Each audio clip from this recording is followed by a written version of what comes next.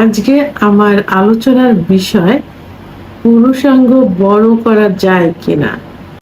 দেশের এবং প্রবাসের ভাই বোনদের প্রতি সালাম। আসসালামু আলাইকুম। আমি প্রভাষক ডাক্তার রিক্তা পারভিন, হোমিওপ্যাথি এবং আয়ুর্বেদিক চিকিৎসক। বাংলাদেশ সহ এশিয়া মহাদেশের পুরুষ অঙ্গের গড় সাইজ 6.2 ইঞ্চি। এর মধ্যে বাংলাদেশের পুরুষের 4.3 ইঞ্চির মধ্যে পুরুষাঙ্গ আপ ডাউন করে থাকে। তো এখন এত পরিমাণ কমেন্টস আসছে এবং চিকিৎসা নিতে এসে অধিকাংশ পুরুষ প্রথমেই বলে যে তাদের পুরুষাঙ্গ বড় করা যাবে কিনা। পুরুষাঙ্গ এখন পুরুষের কাছে একটা ফ্যাশন হয়ে দাঁড়িয়েছে, সেইটা মনে হয় একটা ক্যারিট হয়ে দাঁড়িয়েছে। সেইটা মনে হয় যে তার পুরুষাঙ্গ যত বড় হবে, যত মোটা হবে, তত সে আত্মতৃপ্তি পাবে এবং মনে হয় তার পার্টনার স্ত্রীকে তত সুখ দিতে পারবে এবং সে নিজেকে গর্ববোধ করবে। এটাই এখন মনে হয়। এখন পাল্লা দিয়ে পুরুষাঙ্গ বড় করার পিছনে সবাই উঠে পড়ে লেগে গেছে। কিন্তু না, আসলে আদৌ কখনো পুরুষাঙ্গ বড় এবং মোটা করা যায় না। খোদা প্রদত্ত আল্লাহ তাআলা যৌবনের শুরুতে যেভাবে সৃষ্টি করেছেন,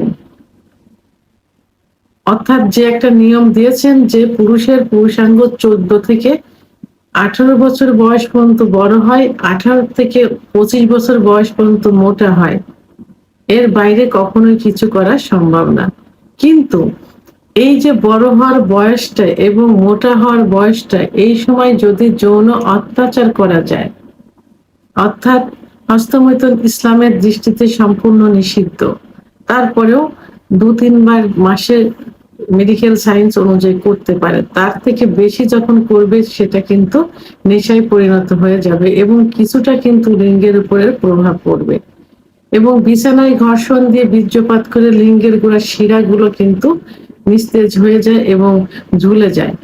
সমকামিতা করলে, অতিরিক্ত স্বপ্নদোষ হলে লিঙ্গের খর্বতা চলে আসে, অতিরিক্ত যৌন মিলন করলে লিঙ্গের খর্বতা চলে আসে।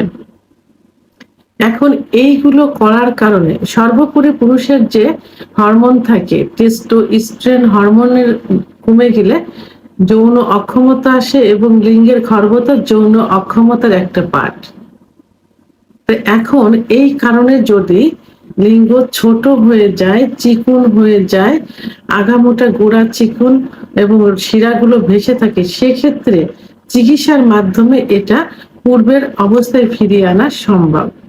শুধুমাত্র হোমিওপ্যাথিক চিকিৎসার মাধ্যমে সম্ভব। অনেকে বিকল্প ধারায় সার্জারির ব্যবস্থায় যেতে চায়। আগে আমাদের জানতে হবে লিঙ্গের ভিতরে কি থাকে। লিঙ্গের ভিতরে কোনো বোন নেই বা হাড় নেই, আছে শুধুমাত্র মাংস এবং রক্তনালী। যে নালীর ভিতর দিয়ে, অর্থাৎ যে শিরার ভিতর দিয়ে ব্লাড সার্কুলেশন হয়ে, অর্থাৎ রক্ত চলাচল করে লিঙ্গ বড় হয় এবং মোটা হয়। তো এটা যদি সার্জারি করা যায় এবং এই যে সূক্ষ্ম টিস্যু, এই টিস্যু যদি ফেলার হয়, অর্থাৎ ক্ষতিগ্রস্ত হয়, তাহলে কিন্তু লিঙ্গ একেবারে ধ্বংস হয়ে যাবে, প্যারালাইজড হয়ে যাবে, সেটা কখনোই আর ঠিক করা সম্ভব না। সেহেতু ক্ষতিগ্রস্ত লিঙ্গ একমাত্র হোমিওপ্যাথি চিকিৎসার মাধ্যমে পূর্বের অবস্থায় কিছুটা ফিরিয়ে আনা সম্ভব। কিন্তু ভালো লিঙ্গ, অর্থাৎ যৌবনের শুরুতে যেমন ছিল সেইটা যদি এখনো থাকে, তার থেকে যদি বড় করতে চান বা তার থেকে মোটা করতে চান, সেটা কখনোই সম্ভব না। সেহেতু অযথা এই চিন্তা ভাবনা করে নিজেকে শেষ করে দেওয়া, যৌন লাইফটাকে শেষ করে দেওয়া কোনো যুক্তি আসে না। কারণ একটা মেয়ে কিন্তু লিঙ্গের উপরে তার যৌন তৃপ্তিটা পায় না। তার যৌন তৃপ্তিটা আসে তাকে সহবাসের পূর্বে অতিরিক্ত ফোরপ্লে করলে বা আদর করলে এবং দীর্ঘ সময় সহবাসে লিপ্ত থাকলে। তাহলে এই চিন্তা ভাবনা বাদ দিতে হবে যে পুরুষাঙ্গ বড় করতে হবে, এই প্রতিযোগিতা বাদ দিতে হবে। যদি ক্ষতিগ্রস্ত হয়, সেটার জন্য আপনি একজন অভিজ্ঞ সম্পন্ন রেজিস্টার কিন্তু হোমিওপ্যাথি ডাক্তারের শরণাপন্ন হতে পারেন। ভিডিওটি সম্পর্কে যদি কোনো মতামত থেকে থাকে অবশ্যই কমেন্টসের মাধ্যমে জানাবেন। আর ভিডিওটি ভালো লাগলে লাইক, কমেন্ট, সাবস্ক্রাইব করে আমার সঙ্গে থাকুন। আল্লাহ হাফেজ।